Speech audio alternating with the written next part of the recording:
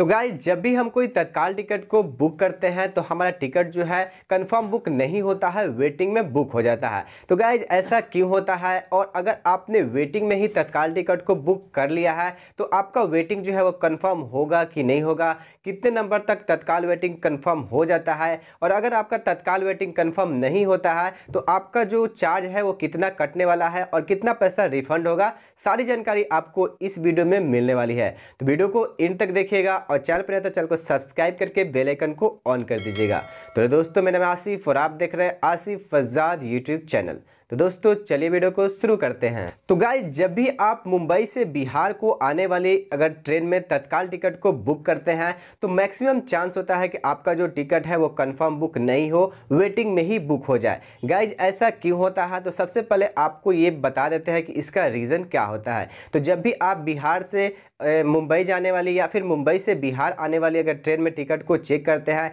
तो उसमें 160 या फिर 200 अवेलेबल टिकट दिखाई देता है तत्काल कोटा में। लेकिन आपको पता होना चाहिए कि तत्काल कोटा में जो टिकट दिखाया जाता है उसमें से 50% जो टिकट है वो प्रीमियम तत्काल के लिए रख दिया जाता है। तो गाइस प्रीमियम तत्काल क्या होता है आपको पता होगा कि जब भी आप प्रीमियम तत्काल में अगर टिकट को बुक करते हैं तो उसका जैसे जैसे टिकट कम होता है एबिलिटी, वैसे वैसे उसका जो प्राइस है वो इंक्रीज होने लगता है, उसका जो फेयर है वो बढ़ने लगता है और टिकट जो है कम होने लगता है। तो इस वजह से जो तत्काल होता है उसका 50% प्रीमियम कोटा में डाल दिया जाता है जिससे कि रेलवे को ज़्यादा पैसा मिल सके और उसको फ़ायदा हो सके। और दूसरी बात क्या होती है दोस्तों कि जब तत्काल में 50% टिकट बच जाता है, जैसे कि अगर मान लीजिए 200 अवेलेबल टिकट दिखाई देता है अगर तत्काल कोटा में, तो उसमें से जो 100 टिकट है वो प्रीमियम तत्काल के लिए रख दिया जाता है और 100 टिकट जो है वो तत्काल नॉर्मल तत्काल कोटा के लिए रख दिया जाता है। उसमें से भी गाइस क्या होता है कि जो 30% टिकट जो होती है वो क्या होता है कि वो जो रेलवे काउंटर होता है वहाँ से बुक कर लिया जाता है,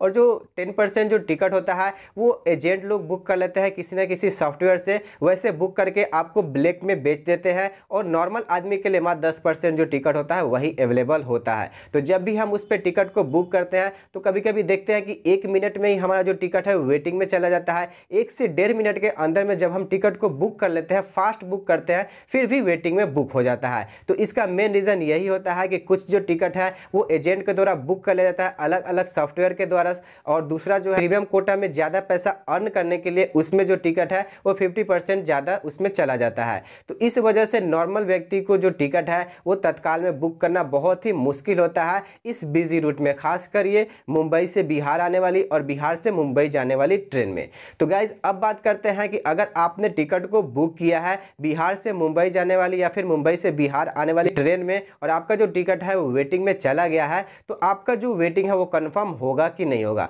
और कितने नंबर तक वेटिंग जो है वो कंफर्म हो जाता है। तो गाइज अगर आपका TQWL 1 2 3 5 अगर इसके करीब होता है तो उसका जो चांस होता है, मैक्सिमम चांस होता है कि आपका जो टिकट है वो कंफर्म हो जाएगा। अगर उससे ज़्यादा हो जाता है जैसे 7 8 या फिर 10 12 भी हो जाता है तो आपका बहुत कम चांस होता है कि आपका जो टिकट है वो कंफर्म होगा। क्यों ऐसा लगता है कि आपका अगर 10 11 वेटिंग है वो कंफर्म नहीं होगा? पहले जो था कि अगर आपका 10 11 वेटिंग भी अगर तत्काल में हो जाता था तो वो आसानी से कंफर्म हो जाता था, लेकिन अब ऐसा नहीं होता है। अब ऐसा इसलिए नहीं होता है कि अगर अब आप अगर टिकट को बुक करते हैं तत्काल में और आपका तत्काल का वेटिंग अगर कंफर्म नहीं होता है फिर भी आपका कैंसिलेशन चार्ज 60 रुपये कट जाता है। जी हाँ दोस्तों, अगर आप उस टिकट को खुद से भी कैंसिल करते हैं तब भी 60 रुपये कटेगा, और आपका टिकट कंफर्म नहीं होने के बाद 4 पीरियड होने के बाद अगर आपका वेटिंग में रह जाता है और रेलवे उसको ऑटोमेटिक कैंसिल करता है फिर भी आपसे 60 रुपये ले लेता है, जो कि बहुत ही गलत है। जी हाँ दोस्तों, ये बहुत गलत नियम हुआ है।